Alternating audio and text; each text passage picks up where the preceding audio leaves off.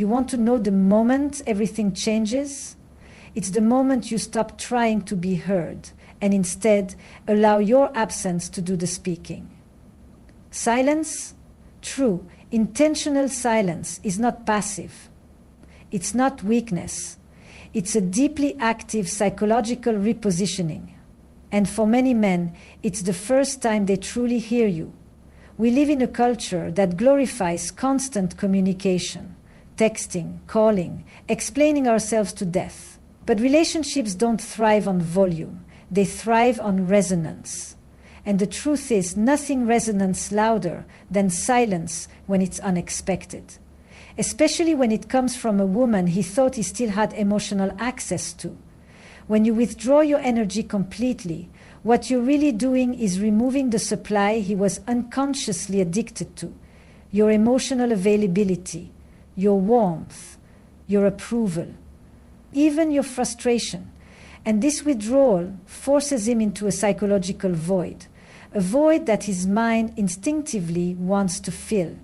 Because human beings don't respond to silence neutrally. They interpret it, they analyze it, and that analysis, in a man's mind, often turns into obsession. There's a mechanism in psychology called intermittent reinforcement. It's what makes gambling addictive. It's what keeps people hooked on emotionally unavailable partners. But when you shift from intermittently available to completely gone, completely disengaged, something even more potent happens. You become the unresolved story in his psyche, the emotional thread that never got tied up neatly. And men don't do well with unresolved stories. They loop, they revisit, they remember. But this only works when the silence is real, not forced, not performative. When you're still checking his stories, still stalking his page, still sending long unsent messages in your notes app. You're not really gone, you're just quiet. And quiet is not powerful. Quiet is noisy energy with a muted mouth. Real silence is when your focus is no longer on him at all. When your life begins to expand beyond the frame of that relationship. When your world no longer revolves around his gravitational pull. This is not about punishment. This is not about manipulation. It's about regaining your emotional sovereignty. Because you cannot heal in the same environment where you were hurt, and you cannot grow in the same dynamic where your value was overlooked. Stepping away isn't an act of drama. It's an act of discipline, a commitment to yourself. Here's what happens when you do this authentically. He starts to question everything. His ego tells him you should be chasing, crying, begging, and yet you're silent. His mind tells him you've probably moved on. But what if you haven't? That question becomes torment, because if you have moved on, it means he lost something real, something that maybe, in his current situation, he can't replicate. Something he thought he could always come back to. And maybe he's with someone else now. Maybe he's already trying to replace you. But here's the truth few people say out loud. Replacements don't erase emotional imprints. They just delay their reckoning. No one forgets the woman who walked away with her dignity intact, especially when she did it without slamming the door, without theatrics, without needing to be seen. That kind of departure leaves a mark, a quiet one, but deep. So when you feel the urge to speak, to explain, to remind him of your worth, pause. Let your absence speak first. Let your energy retreat fully. And trust that the silence will echo exactly where it needs to. Because sometimes the most powerful thing you can do is simply not show up where you were once taken for granted. There's a reason why growth after heartbreak is so magnetic. Because it isn't just about becoming better. It's about becoming unrecognizable to the version of yourself that once begged to be chosen. And that transformation doesn't start with revenge or performance. It begins with reclaiming your self-concept, the quiet understanding of who you are, outside of how someone else sees you. When someone leaves you, especially for someone else, the initial instinct is to compare, to wonder if she's prettier, more exciting, more agreeable. That spiral is a trap. It keeps your energy anchored to him, still orbiting around his choice. To orbit, to invite, to enter, still orbit, to invite, to invade. When someone leaves you, a sense of power fills you. It's fear that enters in the anecdote, still orbiting around his choice. But the real glow-up doesn't come from competing. It comes from completely removing yourself from the contest. It comes from stepping off the emotional battlefield and returning to your internal home base. Your values, your rituals, your rhythm. Let's talk psychology for a moment. When you're in a state of emotional rupture, like a breakup, your brain experiences a form of identity disintegration. The sense of who I am gets shaken. That's why post-breakup depression feels so deep. You're not just grieving him, you're grieving the you that existed with him. This is where the opportunity lies. Because in that moment of internal collapse, there's space. And where there's space, there's potential for reinvention. So, you start slow. You get up early, even when you don't want to. You nourish your body with intention, not punishment. And you start to you move, whether it's a walk, a dance, or a lift at the gym, not to be seen, but to feel your strength return. You change your hair, not for him, but because you're rewriting the way you see yourself. Every little act of self-care becomes a line in your new narrative. I am becoming someone I'm proud to be, whether or not he ever sees it. And maybe he will see it. He'll see the updated photos, hear from mutual friends, catch a glimpse of you laughing in a place he didn't expect. But by that time, it won't be about proving anything to him, because you've already proven it to yourself. You've built a life so full, so rooted, so emotionally satisfying that he's no longer the center of the story. He's just a past chapter. This transformation isn't just physical, though. That's the mistake people make when they talk about glow-ups. They focus only on appearance. But the most potent glow-up is energetic. It's the way your presence fills a room without trying. The calm in your eyes, the clarity in your voice, the way you no longer chase conversations because your attention has become sacred. You're no longer trying to be chosen. You're choosing yourself. Repeatedly, in every small decision. Philosophically, this is the essence of individuation, the process of becoming whole on your own terms. Carl Jung spoke of it as the soul's journey toward integration, and heartbreak, paradoxically, is often the doorway into that journey, because when someone else strips away the illusion of who you thought you were, you finally get the chance to rebuild something authentic. And here's the irony. When you step fully into this version of yourself, radiant, self-condemned, unavailable to games or half-love, that's often the moment he comes back. Not because you asked him to, but because your growth has created contrast. He looks at you and realizes she's not the same. And maybe, just maybe, she's out of reach now. But by then, it's no longer about him, because you've already returned to yourself. Let your evolution be so deep, so undeniable, that he can't recognize the woman who once waited for his validation. There's something most people don't understand about emotional memory. We don't remember people for how perfect they were. We remember how they made us feel in the spaces where we were most vulnerable. And this is why, even if he's with someone new, even if he seems happy, the imprint of emotional safety you once offered him lingers in the background of his mind.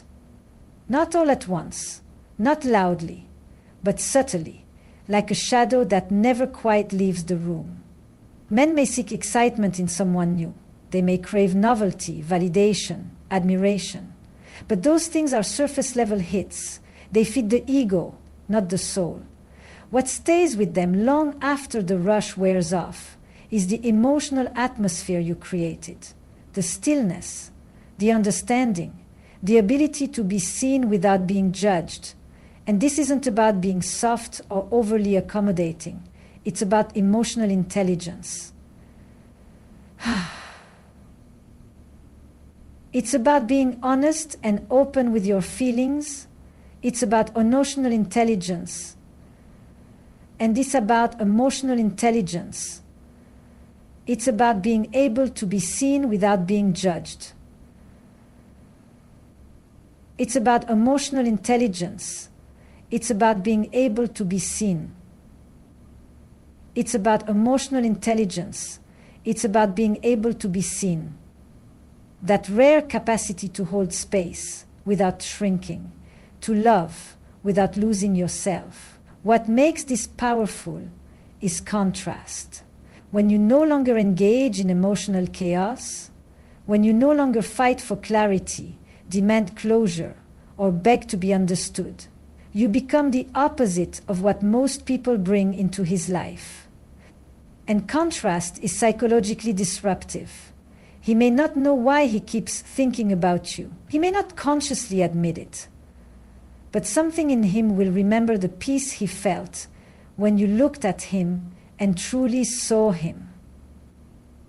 There's a psychological principle called the peak-end rule. It says that people don't remember every detail of an experience. They remember the emotional peak and the way it ended. So if you end things with grace, without burning the bridge, without desperation or resentment, you leave behind an emotional signature that becomes difficult to replace, because now he's living a new story, but it lacks the ending your story gave him. There was no emotional closure, no certainty, just your quiet absence and his unresolved memory of feeling understood in a way he hasn't felt since. And this is why begging, arguing, or explaining never works. It places you in the emotional role of someone still trying to be chosen. But when you step back, when you choose neutrality over reaction, you flip the script entirely. You flip the script entirely. You stop being the woman who needs him and become the woman he's no longer sure he deserved. That ambiguity, it's powerful.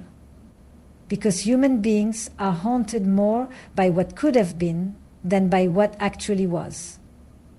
We often talk about power in relationships as control, as leverage, as who cares less. But real power, the kind that changes dynamics, is emotional clarity. It's knowing your value so deeply that you don't need to prove it. It's trusting that the connection you offered was so rare, so rooted in truth, that it will be missed, not because you forced it to be, but because it was irreplaceable. This isn't a game, it's a reframe. And once you understand it, you stop needing validation from the person who left, because you see something he can't see yet. That the love you offered wasn't weak, wasn't naive, wasn't disposable. It was sacred. And sacred things are often only recognized in hindsight. So instead of trying to remind him of what he lost, become the reminder through your silence, through your growth, through the calm way you no longer chase anything that isn't aligned. That's how you rewire the emotional narrative. That's how you stay in his mind long after the noise of his new story begins to fade. Leave behind the kind of peace that makes chaos unbearable in comparison. If you really want to become unforgettable, not in a dramatic or desperate way, but in a deeply psychological sense, you must reclaim your feminine magnetism and then completely vanish from his world. And when I say vanish, I don't mean deleting social media or changing your number. I mean pulling back your emotional availability so fully so cleanly that your energy no longer leaks in his direction, not even a little. There is an undeniable force in a woman who has come back to herself. A woman who is not performing, not seeking, not proving, but simply being. And in that being, she radiates something men can't quite define, but always feel. It's not loud, it's not performative, it's magnetic. It's the kind of presence that lingers even when you're not in the room. And this, psychologically, is far more disruptive than confrontation or words ever could be. You see, most men are used to a certain emotional rhythm after a breakup. Even if he's with someone else, part of him assumes you'll stay emotionally tethered, still watching, still wondering, still wanting. But when that emotional supply vanishes, when he no longer feels your attention, even subtly, he doesn't just notice. He starts to question his decision. Because it's not just about losing you, it's about losing how he felt around you. It's not just about losing how he felt around you. That warm, feminine essence that can't be duplicated, no matter how many new connections he tries to build. There's something deeply archetypal about this. In mythology, the feminine isn't the pursuer, it's the mystery, the muse, the invitation, not the pursuit. And yet, modern culture has inverted that polarity. It teaches women to chase, to prove, to be loud about their pain. But true power lies in mystery, in restraint, in the ability to be fully alive, fully luminous, and completely out of reach. To do this, you must recenter your energy, reclaim your sensuality, not in a sexualized way, but in a deeply embodied way. How you move, how you speak, how you dress, not for anyone else's gaze, but as a reflection of your internal alignment. When your inner world feels coherent, when your energy is no longer scattered or leaking into someone else's narrative, your outer presence becomes kahitnet. You no longer need to attract, your presence simply pulls. This isn't about pretending to be detached. It's about becoming emotionally autonomous. It's about reaching a place where his presence or absence no longer determines your value, where your self-worth is no longer outsourced. And from that place of power, you disappear, not to create anxiety in him, but because you're simply no longer available to be toyed with. You're no longer accessible to the same dynamic. That version of you, she doesn't exist anymore. And here's what happens. When he can no longer feel your energy, when he realizes you've pulled your light out of his world, that's when the craving begins. Because what he thought was always there, always loyal, always waiting, has vanished. And the new person in his life, she may offer attention, maybe even affection, but not you, not the energetic signature that only you carry. That's the irony. The moment you truly stop needing to be remembered is the moment he can't forget you. Let the version of you that he took for granted disappear completely. And let the woman you're becoming be one he'll never be able to reach again.